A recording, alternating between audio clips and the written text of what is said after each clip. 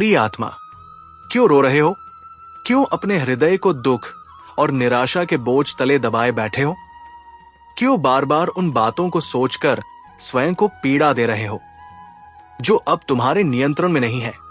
आज मैं तुमसे कहता हूं, शांत रहो, रो मत। समय आने पर मैं सब ठीक कर दूंगा। हां प्रिय आत्मा, तुम्हें अभी बहुत कुछ समझ नहीं आ रहा होगा। तुम सोचते हो कि तुम्हारी प्रार्थनाएं सुनी नहीं जा रही। तुम्हें लगता है कि तुम्हारे आंसुओं का कोई मूल्य नहीं। लेकिन विश्वास रखो, तुम्हारा एक भी आंसू व्यर्थ नहीं जा रहा। हे प्रिय, जब बच्चा छोटा होता है तो उसे समझ नहीं आता कि माता पिता उसे किसी चीज के लिए मना क्यों करते हैं।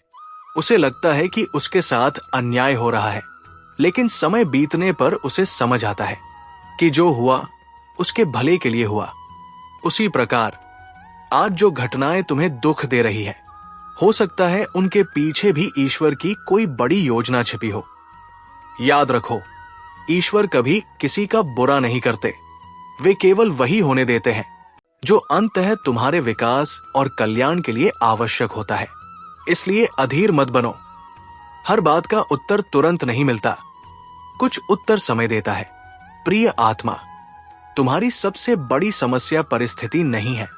तुम्हारी सबसे बड़ी समस्या यह है कि तुम हर बात को लेकर घबरा जाते हो। तुम हर कठिनाई को देखकर सोचते हो, अब क्या होगा? लेकिन मैं कहता हूं, जो होना होगा वो सही समय पर होगा। तुम केवल अपना कर्तव्य निभाओ, बाकी मुझे सौंप दो। जब रात बहुत अंधेरी हो जाए तो ये मत समझना कि सूरज खो गया है। सूरज वही है, बस सुबह होने का समय बाकी है। उसी प्रकार जब तुम्हारे जीवन में अंधेरा हो तो ये मत समझना कि ईश्वर ने तुम्हारा साथ छोड़ दिया है। वे वही हैं, बस उनके कार्य करने का समय अभी चल रहा है। हे आत्मा, कई बार मैं तुम्हें प्रतीक्षा कराता हूं, लेकिन वो प्रतीक्षा तुम्हें कमजोर करने के लिए नहीं होती। वो प्रतीक्षा तुम्हें मजबूत बनाने के लिए होती है। क्योंकि जो वरदान जल्दी मिल जाता है उसकी कीमत मनुष्य अक्सर नहीं समझता। लेकिन जो चीज धैर्य और विश्वास के बाद मिलती है वो जीवन भर याद रहती है। आज तुम जिस दर्द से गुजर रहे हो वो स्थायी नहीं है। आज जो आंसू बह रहे हैं वे हमेशा नहीं बहेंगे। आज जो संघर्ष है वो हमेशा नहीं रहेगा। समय बदलेगा, परिस्थितियां बदलेंगी और तुम्हारा जीवन भी बदलेगा। याद रखो, जब पेड़ पर फल लगने वाले होते हैं तो उससे पहले उसकी जड़ें और मजबूत होती है। जब सूर्योदय होने वाला होता है तो उससे पहले रात सबसे अधिक अंधेरी होती है। और जब जीवन में बड़ी खुशियां आने वाली होती है तो उससे पहले अक्सर कठिन परीक्षाएं आती है। इसलिए अपने संघर्षों से घबराना मत, उन्हें अपनी हार मत समझना। वे इस बात का संकेत है कि ईश्वर अभी भी तुम्हारे जीवन पर कार्य कर रहे हैं।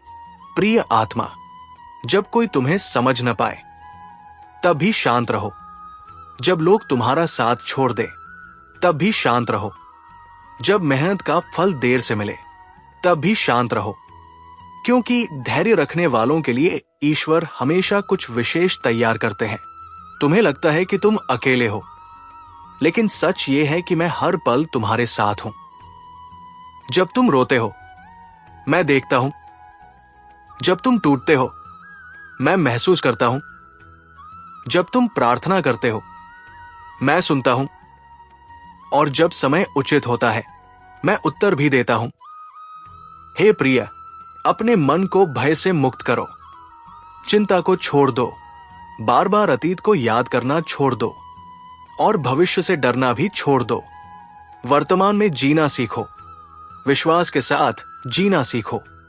एक दिन ऐसा आएगा जब तुम्हारे जीवन की हर उलझन सुलझ जाएगी, जब तुम्हारे संघर्ष सफलता में बदल जाएंगे, जब तुम्हारे आंसू मुस्कान में बदल जाएंगे।